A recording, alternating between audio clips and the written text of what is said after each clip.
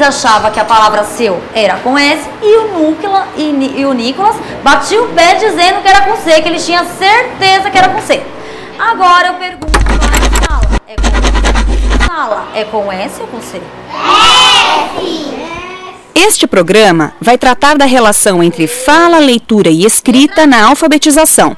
E esse processo, ele é tanto em relação à tecnologia da escrita, entrar no sistema alfabético, decifrar o que são essas relações entre som e letra, como ter um contato com as diferentes construções e registros da escrita.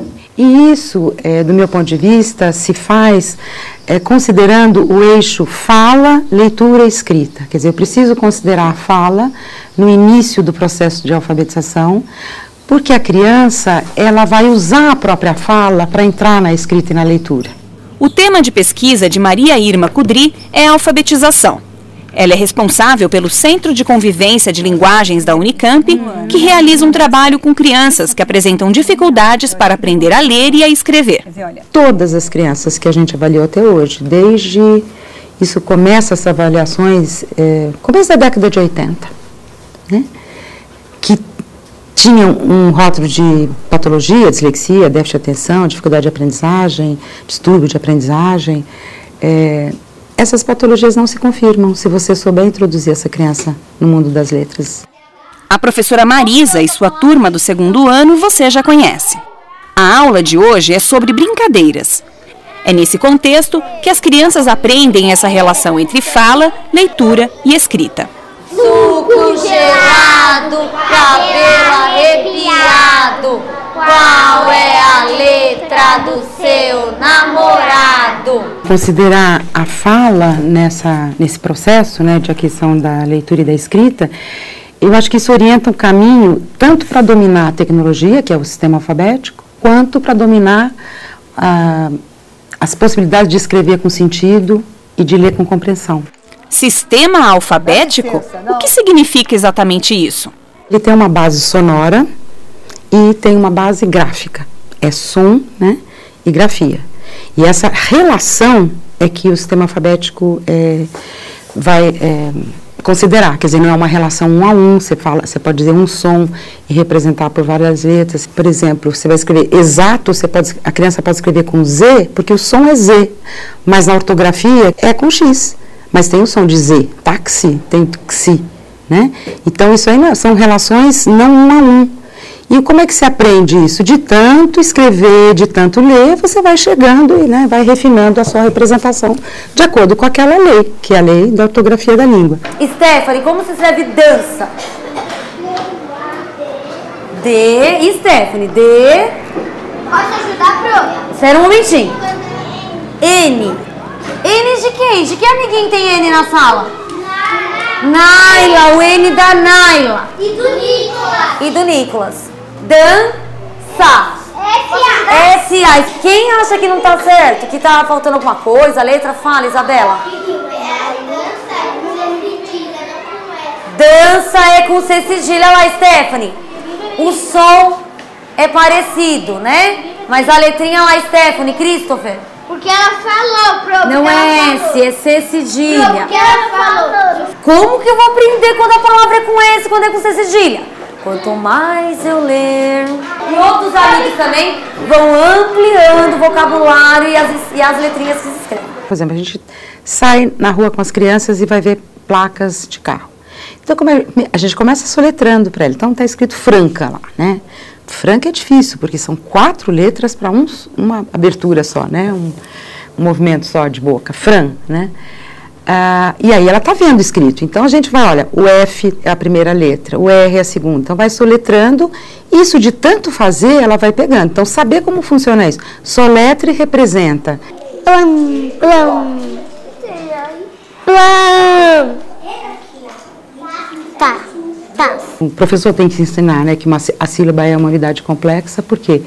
Porque você tem palavra, um som, A tem uma sílaba, tem uma letra só, Ba tem 2, Brim tem 4, né? Então tem sílabas com uma letra, tem sílabas com 2, tem sílabas com 3, tem sílabas com 4. Então, veja que é complexo. E ela né? abre a boca uma vez só, a boca uma vez só. Então, essa representação alfabética não é simples. E ela vai aprendendo isso como? Usando, fazendo. Uma sílaba que é complexa, que tem 4 letras, ela pode escrever com 3, ela pode inverter a posição das letras dentro da palavra, ela pode inverter a forma da letra dentro da palavra, porque justamente com 7, 8 anos, a lateralidade do corpo ainda não está determinada, né, toda a lateralidade. Tá? Muitas vezes, quem é destro, quem é canhoto, né, já escolheu essa lateralidade, mas não do corpo, mas às vezes fora do corpo isso aí não é claro. Se eu giro para a direita o círculo, se eu giro para a esquerda, se eu faço um B, se eu faço um D, se aquele traço vai acima da linha ou abaixo da linha. Então são complexidades, né, que envolvem o motor, o sonoro, o sinestésico, no caso da escrita, a mão e o olho, e essa relação de concomitância entre mão e olho. Você para cá? Não. É que ela fez assim, pra lá, pro lado direito ou pro lado esquerdo? Direito. O Vygotsky fala que o processo de aprendizado da leitura e escrita, ele não é linear. Ele não faz num contínuo, sem rupturas, sem idas e vindas. Ele tem até uma imagem muito bonita que a criança aprende em espiral. Aquilo vai, né, depois volta e vai, volta até... Tem platôs, tem picos, depois estabiliza, depois cria uma dúvida, volta, depois vai para frente. Entendeu? Quer dizer, e é isso que o professor precisa entender. Então, quando uma criança escreve, por exemplo, ela escreve gema, né? Ela escreve G-M-A. Isso não quer dizer que ela... O que ela fez aqui? Quer dizer, o nome da letra G tem um E nele. Então, ela pensa o seguinte, não preciso pôr de novo o E. Né? Então, veja que tem uma hipótese aqui. Então, o que o professor pode fazer? Ensiná-la que o nome da letra é G, mas a gente tem que apagar o E do G para escrever gema e inserir o outro E. Né? Então, é a relação entre o nome da letra e o som que a letra tem, e o som que a letra tem dentro da palavra. Essa relação entre o nome da letra e o som que ela tem dentro da palavra é uma dificuldade comum em classe. Você se lembra da professora Doroti e seus alunos do 2º ano? Veja como eles lidam com esta questão. Qual é a outra letrinha que tem som de K? Que é o K do quê? C. Então vamos lá. Vai. K. Zá. Cadê? Leia. K. O que está faltando aí? O, não é co, é K. Que letrinha está faltando aqui junto com você para ficar K? K. Olha para mim. K. Fala, olha o som final. Eu sei. A. É fundamental a mediação do professor. É ele que vai criar desafios e é ele que vai ler as hipóteses das crianças, não como erros, mas como possibilidades que a própria língua nos dá de escrever, por exemplo, leite com I no final e não com E, porque a gente fala I. Né? Então, essa relação que a criança vai viver entre fala, leitura e escrita, o professor pode usar como um momento de reflexão, como um lugar muito rico e fértil de reflexão em relação à tecnologia da escrita que a criança tem que adquirir, que é saber como se escreve e como se lê. Pode ser o nome da Amanda aqui, ó? Porque no Arthur tem um R, no da Amanda tem um N. Porque o do Arthur tem a letra R. e o da Amanda Tem a letra N. N. N. A N. Se ela vai ler, por exemplo, essa palavra, né? Então, ela faz janela. A janela. Quer dizer, quando ela lê segmentando, né? Ela até perde o valor qual é a sílaba tônica. Ela distribui um pouco esse acento, né, vamos dizer assim, entre as sílabas, e aí ela não sabe o que é, porque janela ela não conhece, daí ela faz a janela. É quando ela flagra o sentido, e pelo que ela flagra o sentido? Pela própria fala dela. Então veja como a fala é importante para entrar no mundo das letras, da escrita e da leitura.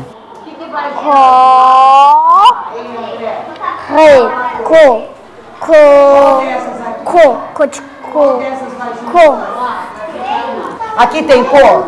Aonde tem cor aqui? Dessa palavrinha.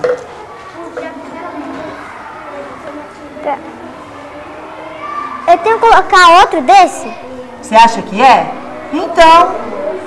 Agora que eu tô me lembrando. Agora que você está se lembrando? Que som é este aqui? Có. O có e o co é a mesma Coisa. Entendeu, querido? Entendi. De que maneira o professor pode observar as hipóteses das crianças e chegar à conclusão de que aquela dificuldade faz parte do processo de alfabetização? Se você imaginar onde é que a criança está no processo, e você pode fazer isso conhecendo a criança, além de conhecer a criança, a gente faz, por exemplo, é importante que a escola e a família se relacionem para saber quem é essa criança, de onde é que essa criança vem, que variedade ela fala. Quer dizer, tudo isso conta no processo. Você não conhecer quem é essa pessoa, que variedade de língua ela fala e a família fala. Como é que você vai fazer transpor tudo isso para a escrita, sem trauma, por exemplo, sem achar que é patologia ou que não é? Que letra que é essa daqui? S. Depois? T. Depois? H. Depois a letra? Depois? O que formou até aí? Essa parte do nome da Stephanie, né? Que vocês falaram que foi Steph. A Renata falou que pastel tem um som parecido. Né? O que vocês falaram que formou aqui? Steph. E a palavra pastel? Tem P no meio. Nutel? Steph. Pastel. Olha aqui, pessoal. Pastel. Steph. Até aqui. Como é que ela sacou do pastel? Pelo sentido. Quer dizer, pastel é uma palavra que ela conhece. Ou seja, faz sentido para ela.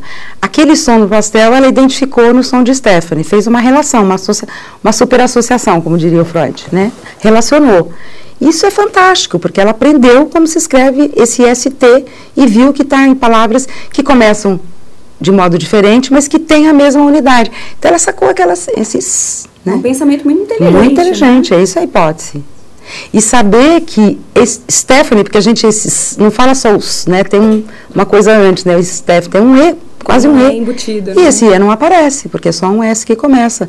Que é um começo que não é típico no português do Brasil, começar com S, né? E partindo do nome. Partindo do nome, daquilo que faz sentido para as crianças. Para as crianças se conhecerem, um saber do nome do outro. E quantos nomes diferentes existem numa classe. Se aprender o nome de todo mundo, já entrou no sistema alfabético. Pronto. A tecnologia da escrita. Né? Depois tem muita coisa para aprender a escrever, reescrever, mas enfim, aquele primeiro passo já foi dado. Lê de novo. Amanda. E o nome do colega de cima? Joia. Já que você achou o crachá da Amanda, leva lá pra ela. E quem achou do Arthur foi o...